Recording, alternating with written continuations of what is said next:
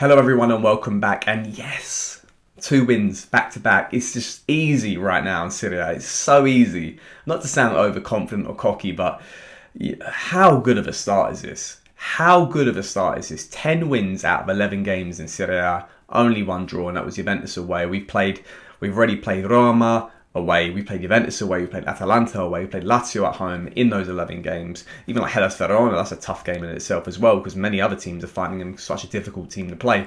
We are being so good so far this season, and obviously the Champions League form that's just a tough group. It's a really tough group, and I think like certain moments can really, especially in that competition, so it's defined by certain moments.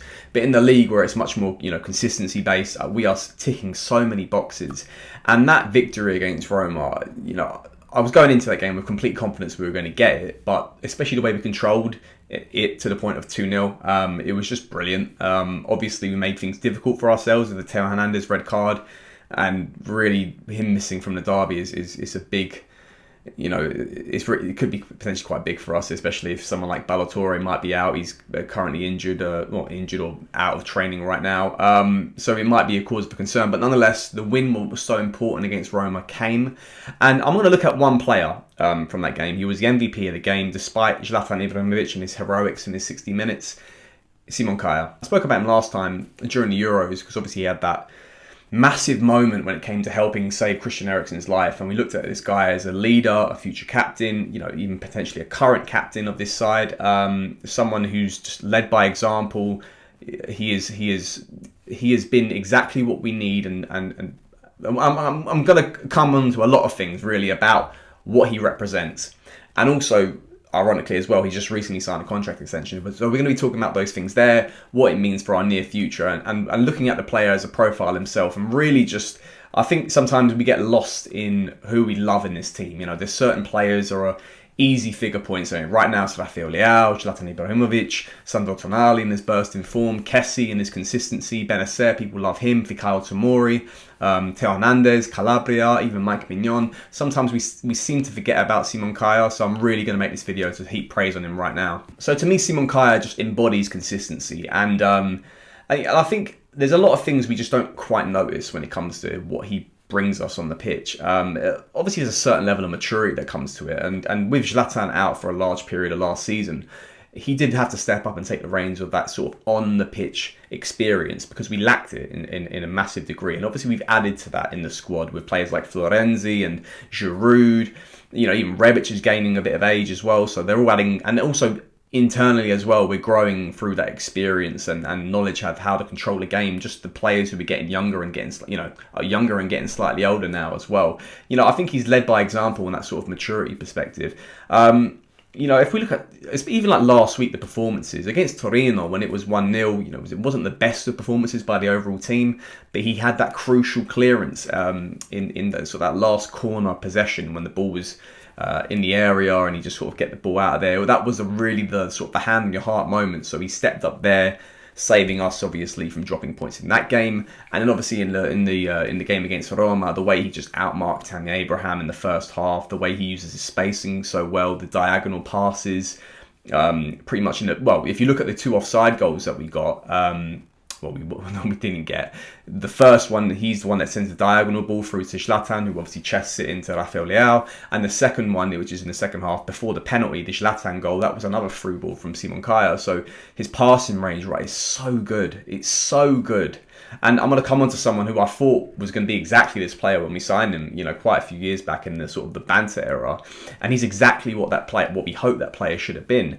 But the way he played against Roma was fantastic. Even when we went down a man defensively, he's stepped up so much, especially considering that fear that we don't have our first team keeper there. He just seems to, come up trumps with the blocks and the interceptions and the composure and the, the maturity. I think he's so brilliant right now, and I think we have to really just appreciate what we're seeing right now, the centre-back partnership with him and Fikayo Tomori. Now, I mentioned a certain player that I thought we were getting this performance for when we signed him, and that's Leonardo Bonucci. When we signed Bonucci, we look at the profile, we look at the experience, we look at his passing range, we look at his level of maturity, his aerial threat. Everything that we thought we were going to get from Bonucci didn't come. it did not come. And obviously he left a year after we signed him. And when we signed Simon Kjaer in January 2020, none of us expected the output that we're currently getting right now. We got what was potentially just a rotational player at the centre-back position, especially when we had like Matteo Musacchio and Matteo Gabbia as well. They were probably seen as kind of ahead of him in the pecking order, and Kjaer was only just bought him for a bit of depth. And all of a sudden, he got the first team spot and he took the ball by the horns. And I didn't know he had this passing range. I didn't know he was this mature, especially being like unnecessary to requirements at Atalanta. He's come in and he has taken the ball by the horns, and he has just helped lead this team to another stage of growth, another level of maturity. And when we look back at Bonucci, and I really think this is what I really expected you to be like, and we're getting it from a Dane who no one even gave hopes for. Let's be honest. Now, when we signed Kjaer, it wasn't as if like, oh yeah, our defence is fixed now. He's the perfect partnership. His spot has been solidified since the moment he joined this team, and none of us expected it. And I really think that comes down to him really, perfecting his trade, and obviously getting that trust with Stefano Pioli, which we'll come on to in a bit as well, and really having his place in this squad. So for all of you that don't know, Kjaer has extended his contract. It was set to expire this summer, June 2022, which was kind of not really a cause for concern, because I probably brought up in previous videos that I was really casual about it. I felt this was a no-brainer, it was going to get done. The player's very humble as well, and we've seen that. He's extended his contract behind the radar, no drama whatsoever, extended it to 2024. He's taken a slight pay rise as well. He's gone from 1.2 million euros a year to 1.5 million euros. So it's a 300,000 euros kind of raise there. I think that's brilliant. I think as well, he could easily been in his right to say, I want 2 million plus just because I'm a first teamer, my output. As well, at his age, probably wanted to get a better contract. What would probably be the last of his best contracts as well. He's not been like that. He's happily taking a very modest pay rise just because he understands how this team represents him and how he represents the team. I think we're both on this sort of journey together, and he understands that there are greater goals in play.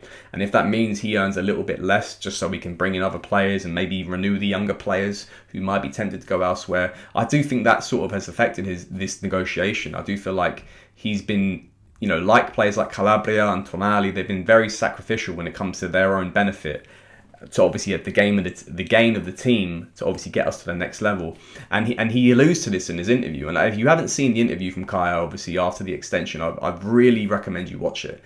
I'll plug it in the description as well below. It's on the AC Milan channel. You probably can find it on the Sempre Milan website as well. It's a fantastic interview. One of the things I want to pull out from this interview is how he just really wants to leave his impact. And if you go towards like the end of it, there's a certain point where he goes, I need to give my all in order so I can leave my mark. So, people can know that there was a Danish player, Simon Kjaer, and, he did something for this Milan side.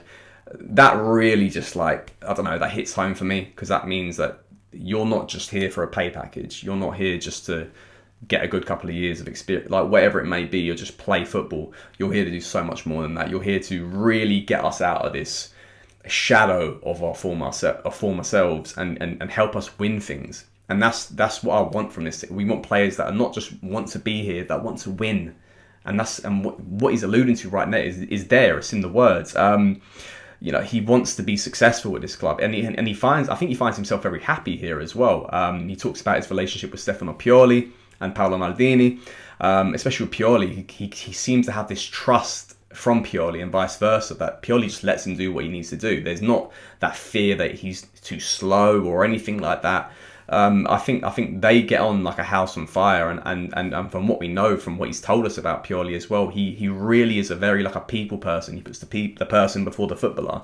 And I just think that's probably so many reasons why this team is ticking right now, and we're seeing these performances, and especially this exemplary this domestic form that we're seeing right now. It's brilliant, and it comes down from the coach, comes down from management, and also sinks into the players, especially the mature players, and most likely Simon Kjaer. And the last thing I want to pull out from this interview as well is the confidence. There's one bit when he goes, I'm confident enough to say that we are the best team in Italy. I love that. I really love that, because that's exactly how we all feel. After last season, when we beat every team in the league, And obviously, I talk about continuity all the time. We kept this group together. We kept this coach together. We're still that team that can go home and away and beat any side in Italy. And I love the fact that someone's come out from this club and said that. Someone so mature as him. It's not like sort of young, getting ahead of yourself. This is someone very mature, and he believes exactly what we're saying. And I believe exactly what he's saying as well. So when it comes to the derby, I'm 100% confident we're going to win. And I said as well at the start of the season, I feel like we can win the league because we are that good. And we're growing. We're only going to grow with new additions to this squad and player development. And I think he understands, and he talks about the journey as well with himself in this club and this squad growing as well. He talks about all these things. And I've just watched the interview. It's a really good short interview. I think it's about 5 or so minutes long. It typifies exactly why he's perfect for us right now, this player, and he's such a great player in this squad. So really, guys, I'm talking about Simon Kjaer. There is no really room for discussion. I think we all know how good of a player he is. I just really want to give him a chance in the spotlight. So Simon Kjaer is the topic for today, guys, and hopefully get a win against Porto midweek, because we need to get some points just for sort of to save face in the Champions League. But more importantly is the derby on the weekend, and we need to get a win in that game, because I just feel like this train needs to keep pumping. It's the sort of the last of the really tough games before the international break, and then it really can put ourselves into the international break with that great element of joy. To win every game since the last international break would just be fantastic. So hopefully 2 wins again. I always say it. Forza Milan.